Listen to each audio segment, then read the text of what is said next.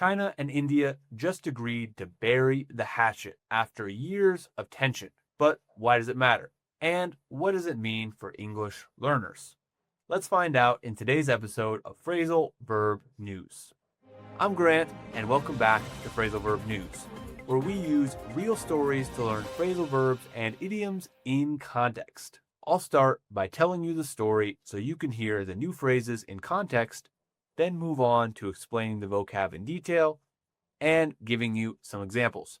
Y para ustedes, mis oyentes hispanohablantes, voy a dar la traducción al español y un ejemplo para que quede más claro. Let's get started. So this week's big headline was the 25th Shanghai Cooperation Organization Summit in Tianjin, China. Leaders from China, India, Russia, and 20 other Eurasian countries got together.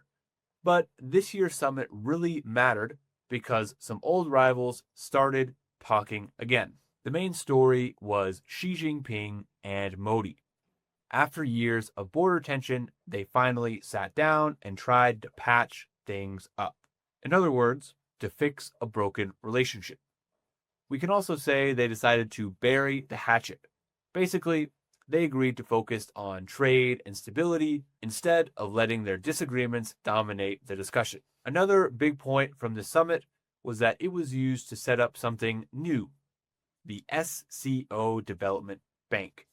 Now, the idea is to create their own financial institution instead of relying too much on Western banks. If it works, this could pave the way for new projects in technology, green energy, and infrastructure across the region. And of course, leaders also laid the groundwork for long-term cooperation in security, climate change, and AI. Now, lay the groundwork means to make preparations or a foundation for something bigger in the future.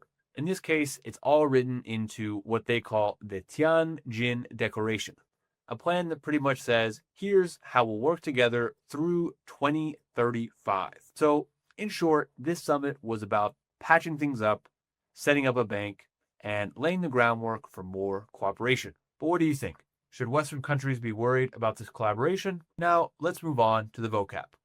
I'll give you a clear definition, a couple examples, and then the Spanish translation. And finally, I'll ask you a question. Try to answer it in your head or out loud so you can practice this vocab right away. First, we have patch up. This means to fix a damaged relationship or make peace after a conflict.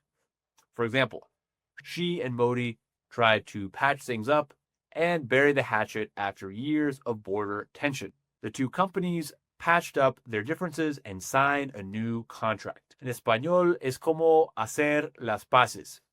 Por ejemplo, los dos socios comerciales hicieron las paces después de una larga disputa. And a question. Have you ever had to patch up a relationship at work? What happened? Next, we have set up.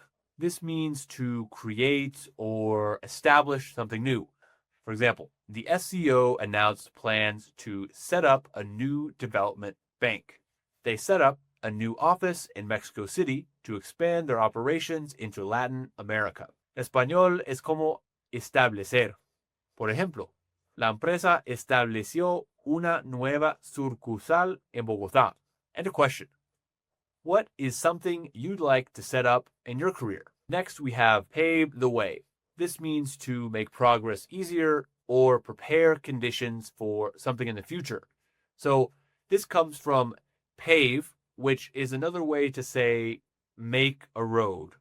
So when you make or you pave a road, you're literally making it easier for people to travel in the future. The development bank could pave the way for new technology and infrastructure projects. The merger paved the way for the company to expand into Asia.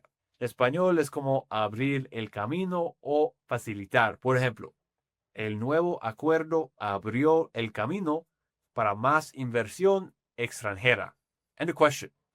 What innovation do you think will pave the way for the future in your industry? And last but not least, we have lay the groundwork. This means to create the basic foundation or preparation for something longer. It's quite similar to pave the way.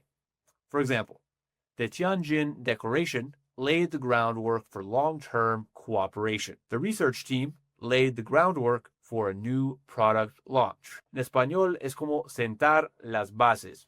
Por ejemplo, el proyecto piloto sentó las bases para una expansión internacional. And a practice question. What groundwork do you need to lay this year to reach your goals next year? In conclusion, at this year's SCO Summit, leaders worked to patch up their relationships and bury the hatchet. They announced plans to set up a new development bank, which could pave the way for future cooperation, and they also laid the groundwork with the Tianjin Declaration to guide their partnership through 2035. So remember, study these verbs and try to use them in your day-to-day life, because these verbs aren't just for politics and news. They're powerful words you can use in your everyday life. Gracias por escuchar. I'm Grant with Phrasal Verb News. Come back tomorrow for more stories, more phrasal verbs, and of course, more English.